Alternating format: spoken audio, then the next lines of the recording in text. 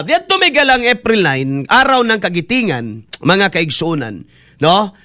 Adunay mga gipahigayon nga mga activities, no? Ang Malacañang do nasad, no? Kay matud ba tinuod man gyud kuno to. Unya, ang Vice Presidente do nasad may gala.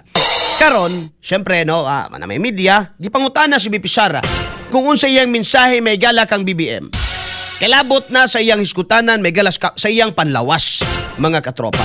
Ang tubag sa Vice Presidente, good luck. Bullseye! Bullseye! Karon perting sukuan ni Auntie Claire, mga katropa. Kay mao ba daw di ay na ang dapat iingon sa taong na sakit? Nagyud ay sakit ay. Ingon mo kay ligon pa nagpamitay na. Waka kuya pe. Ngano man lagi mo ingon maganga. Mao ba daw na ang iingon sa taong may sakit? Unsa day gusto nimong madungog gikan ni Sara? Condolence? Sorry. Condolence ba? Get well soon? Ato nang ipasabot ninyo may gala ha. Naamagot tay kita mga Bisaya ba? Sa mga dili Bisaya, di gyud mo ka-gets ani.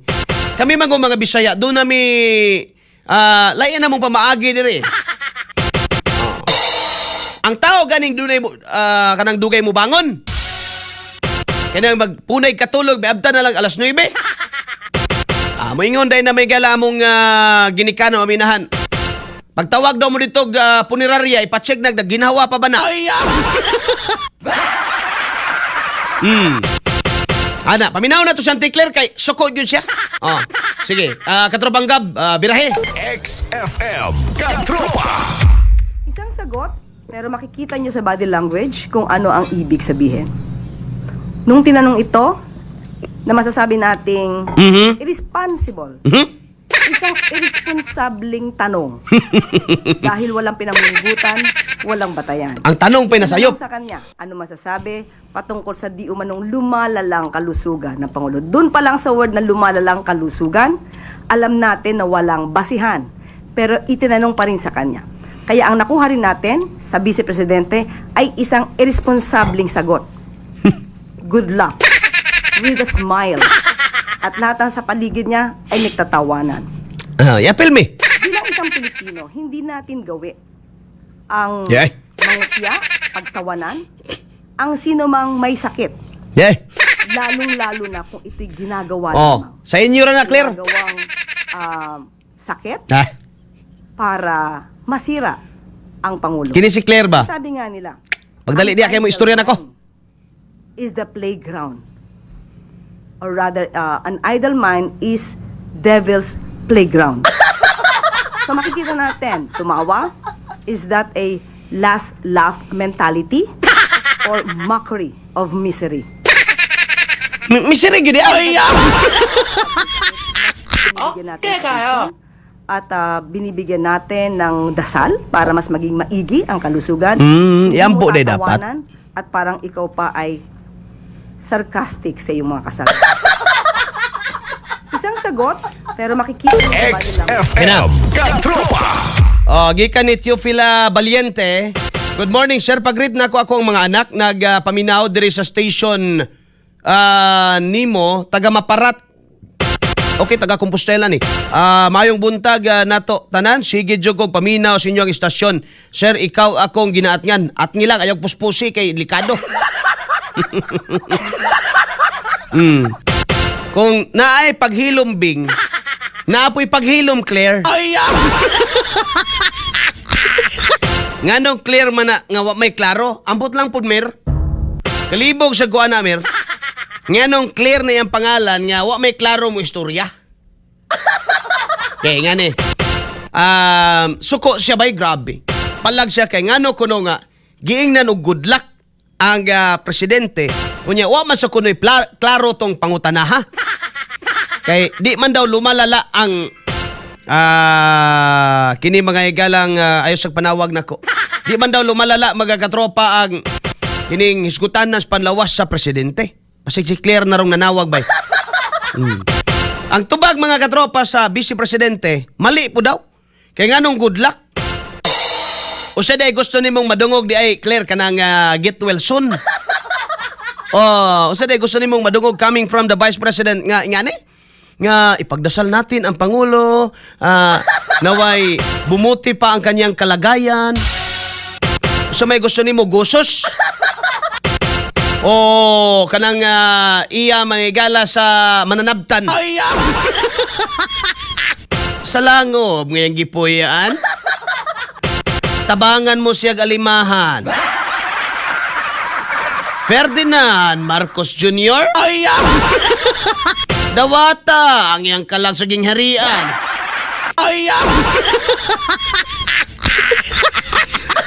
Ana ba? Mo ba'y gusto ba dungog? Kay di daw pwedeng good luck. Di, abi nimo. Kita mga Bisaya bay, doon na tay kaya bang lahit tag joke eh. Di man punta brutal. Ingani lang yun ang batasan na to mga Bisaya. Bantay mo anang doon na kay bation. Unya ingnon ka bagay gala sa imong amigo. Armando Cabido, suya lang na kay labaw pa na si Claire. Nagkalat man na siya diri sa Simala, Cebu. Mo ba? Nagusya day na siya diha. Ilansang pa ninyo na dias cross. Namagutay, kita ba mga Bisaya?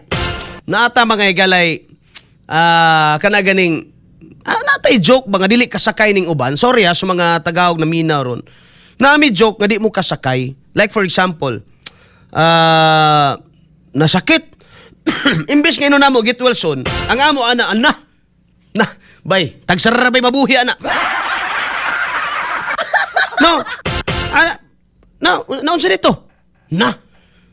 Wow, kuan siguro na no, ang isa ka bukwati nagpaabot na gyud mo pirma ang wati ana ba?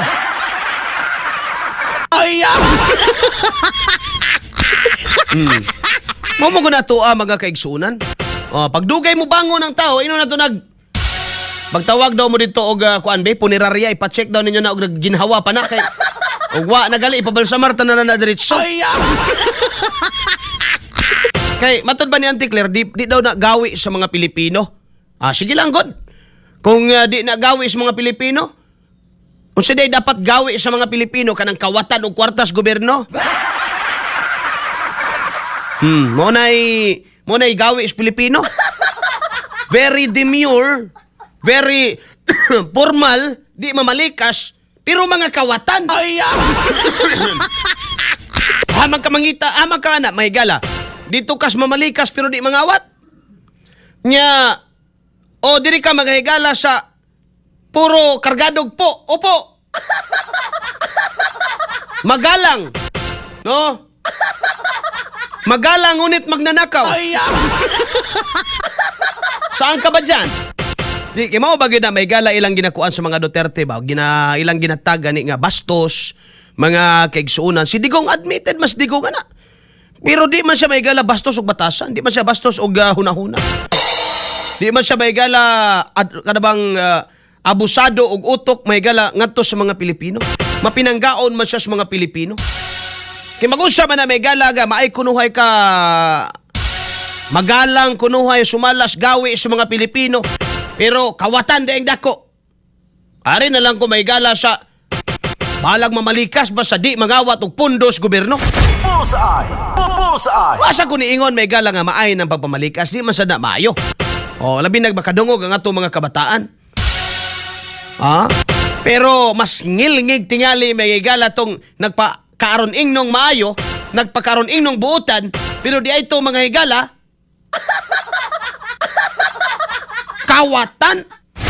Bullseye! Kauban si Katropan Arnel Cortez. Bullseye! Dagag mga ingana, mga kaigsunan, kanabang ang tawag ana, hipokrito.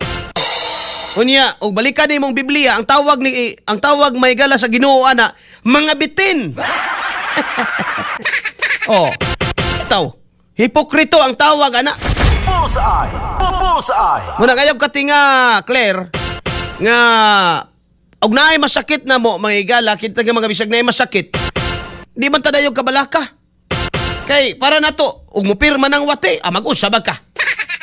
Nagsiga ni mig negotiate karos wate. Kay akong gihangyo nga, usa ba mo pirma na kaadtong tuwa sa Malacañang? Problema ron kay ang wati mga igala nangita na sa doog kuan eh. Pati wati karon katropanggam nangita na sa malita. Mupirma daw siya, basta na yung malita. Delikado. Kay, di na sad mo pirma mga igalag, way kwarta. Di daw mo agi may galang bulpin. Akong bungot sa itoy. Bullseye! Bullseye! Di ba daw, matod pa ni Auntie Claire, di ba daw di ay nga ang nasakit mga igala, kung tinuod mang nasakit, di ba daw di may gala nga mas makatarunganon og mas maayo nga atong iampo. Bullseye! Bullseye! Ingon man yung Ginoo ba yung higugmaa imong kaaway? Pero ang pinakalisod kayo mga igalang applyan aning gugmas kaaway, kining administrasyon karon. Ngano man? Ngilad man gud, no? Ngilad ba? Nya double standards siya, way pakabana may galas kapito sa tao, no? Kay naay gihimo may gala nga mga solusyon kunuhay, pero taphaw kayo mga kaigsunan ug wa gyud makatugkad sa tinuod may galang kahimtang natong mga katawhan. Bullseye! Kauban si Katropang Arnel Cortez. Bullseye! Si Florencia Montesclaros taga Butuan ko pero di ami Starlac, solid mi Duterte ang makita ipangtabang unta sa mga pobre. Ang malita. Makita na malita. Malita siguro pasabot. Wala na may malita ro, nahurot na. Si Neil Fuliedo Ortega, magalang nga kawatan. Way ayo. Ayaw nila sa bastos eh. Ayaw nila doon mga katropa sa medyo hait ang pamulong. Dito sila magayagala sa buotan, maayo og panulti, pero kawatan. Bullseye!